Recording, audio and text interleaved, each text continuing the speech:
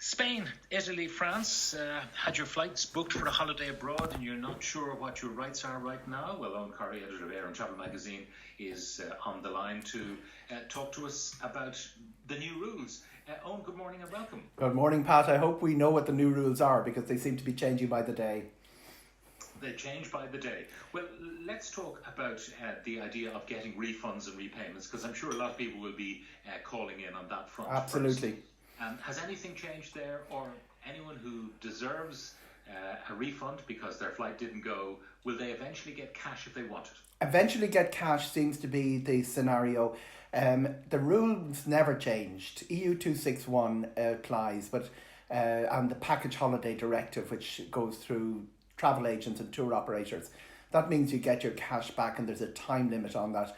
Obviously what happened, Pat, was events overtook the legislation, and listeners will need no introduction to the parade of airlines across Europe going into governments telling them that they are due to go bankrupt and please give us money.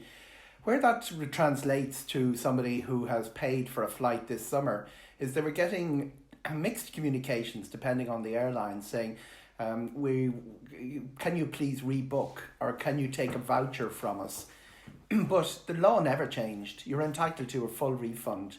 What has happened last Friday is the Department of Transport has communicated to travel agents and tour operators that cash, a credit note can be issued to customers. And this is valid for 6 months. And at the end of the 6 months, you can get a full refund for the money that you've paid.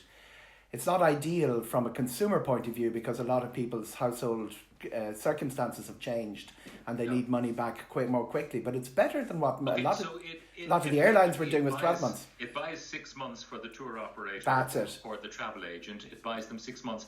And then if in the event they go bust in the meantime, is there a state guarantee? State guaranteed. Once you're with a travel agent, your money is absolutely safe. The big question is that every single travel agent in the country would have gone bankrupt. They've no new bookings coming in, and everything they've taken over the last 6 months would have to be paid out in cash.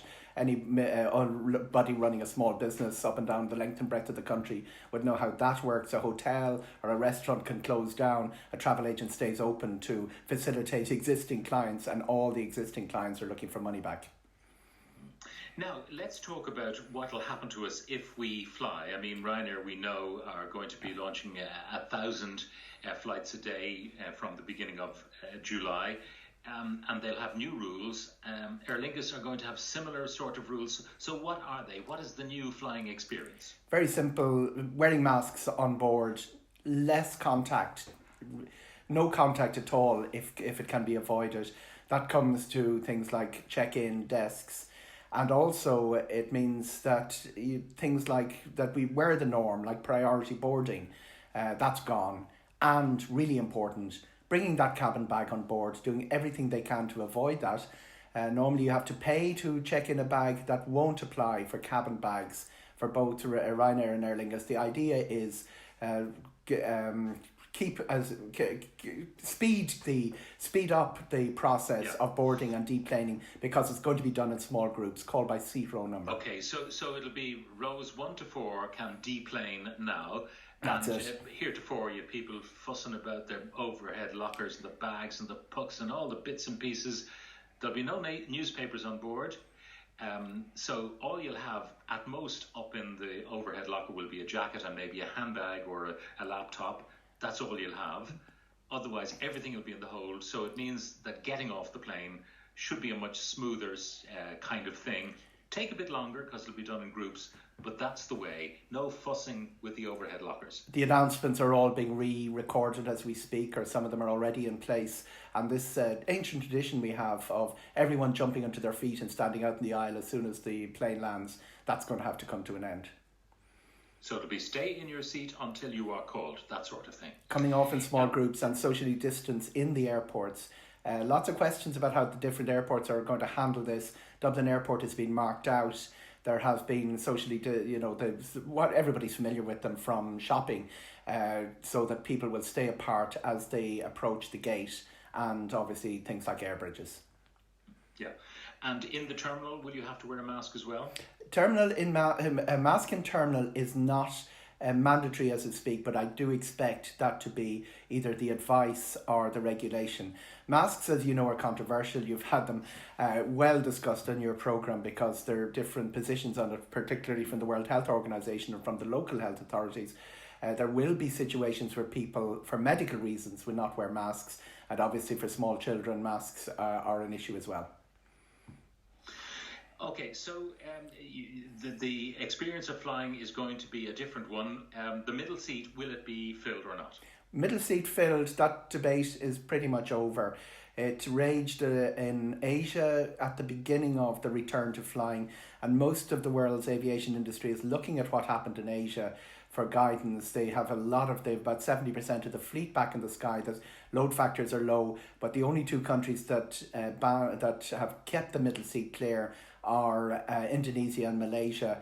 China, interestingly, has not, and some of the regimes, the people who were very strict on COVID have not. One of the reasons for this is that social distancing on a flight is accepted as not possible, not just for the economic reasons that the aviation industry have been filling our ears with, but also the conditions on an aircraft are quite healthy. The air filtration, the HEPA filtration systems circulate air every 3 minutes, so it means that you're dealing with something about 9 times what's in a hospital operating theatre level of cleanliness. The real issue then is when you get out of that environment, but the prospects of contracting infection on an aircraft from the ECDC and people like that, they've played it down. I'm not sure it's absolutely zero, but they've certainly said that it's not a risk zone and that the risk zones will appear elsewhere on the journey.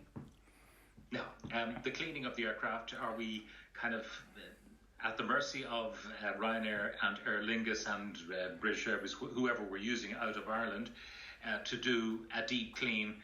Is it once a day or between every flight? A little bit of controversy here. Once an overnight deep clean. They have said that the possibility of the turnaround, and the turnaround is central to Ryanair, 25-minute turnaround, is not going to involve a deep clean. It's going to involve the use of what would you call it? What's the opposite of a deep clean? A shallow clean, or a clean that isn't deep, using new measurement and new chemicals. Getting the aircraft deep cleaned. The aircraft were deep cleaned anyway.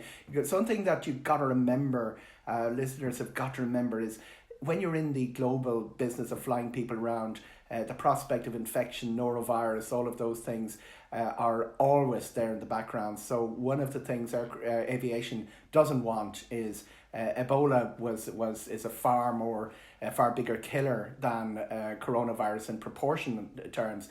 So they're dealing with the risk of infection from conditions all the time. Passengers will have seen their aircraft sprayed for mosquitoes, things like that. So dealing with the possibility of infection is something they do anyway, but the deep clean is going to be overnight, and during the turnarounds during the day it won't be a deep clean. It'll be a fog, one presumes, just sprayed over the seats, one hopes anyway. I'll give you some of the questions. By the way, Italy, France, Spain, opening up, but will people face interrogation at airports and temperature checks? It varies from country to country, but the key date here, D-Day for Europe, is June 15. The borders are opening, and the places that do have interrogation, like at the moment, like Germany, Switzerland, are removing them. There will definitely be checks and forms to say, have you suffered high temperature? And some of the airports are doing the thermal measurement devices. The people will have seen them on television. Some controversy as to how accurate they are and all of that. There are some airports, Helsinki and Vienna are two examples, where people at the moment are not being allowed to board, for instance, a transfer flight, by doing not just a temperature check but a full coronavirus check, and they're being charged 190 for the privilege. All of those things will vary from airport to airport, but the key date, two key dates, June the 15th, European borders reopen, and July the 1st, aircraft returning to the skies. Ryanair led the way. They said July the 1st we're going back in the sky. Almost every airline in Europe and North America is following them. All those services that we're used to out of Dublin will be coming in the week after July the 1st. Now, and many comments around the same and questions around the same issue. My daughter booked a Ryanair flight to Spain for the end of June. The flight is going, her hotel cancelled, and we are further than 20k from the airport. Anyway, she'd prefer not to go. Does she have any entitlement to a flight refund, even though the flight is flying? Another one, what are my rights if the Ryanair flight I booked for July is running, but I don't want to fly due to COVID fears, plus the fact it's not an essential journey? That's from Eamon in Dublin. But that kind of query is echoed. So you've no rights really if the flight is flying, do you? No flight. You're treated as a no-show. The getting to the airport, a little bit more clarity on that. Once the Gardaí are happy that you have a ticket and a booking and you're on your way to Dublin Airport from any part of the country, you'll be waved through. They don't query. Some airlines are querying whether it's a necessary journey. A KLM, for example, are stopping people in the airport and saying, is your journey necessary? I expect that to have cleared up by July. Ireland obviously has the quarantine issue, which has been well debated, and that comes up for review on June the 18th. If it isn't abolished, then it'll certainly be gone by August the 10th. Unless we have a mishap along the way. But back to this core question, it's a contract with the airline. If you decide not to fly, you've broken the contract. If they cancel the flight, they've broken the contract. It's their business to get you to where you want to go or get you your money back. But if you decide you don't have those rights, the problem with tying in the hotel, if you've independently booked your flight and your hotel, you've no comeback. Back to the travel agent. If you have a package with the hotel and the flight, you do. A final one here from this listener. I had a flight to Oslo in April with KLM, but they're only offering me a voucher. I want the cash. What can I do? The law still stands that you're entitled to the cash. Most airlines in Europe are saying you have a voucher for 12 months, not the 6 months that the Department of Transport are saying, and you get the cash at the end of it. Some other airlines are saying 2 years. What will happen is the cash will be refunded, but there's another really important thing, and Ryanair and Aer Lingus are both paying out refunds, but it's a very slow process because of the volume of refunds they're facing. Normally Ryanair would face 10,000 refunds a month. They're now facing 10 million refunds a month, and their staff dealing with this are socially distanced. If you look for a change or a voucher, the computer processes it. If you're looking for a refund, audit, money laundering, all of that comes into play. A human has to look at it, and there's a shortage of humans to look at these things. Eoghan Corry, editor of Air and Travel magazine, thank you very much. Thank you very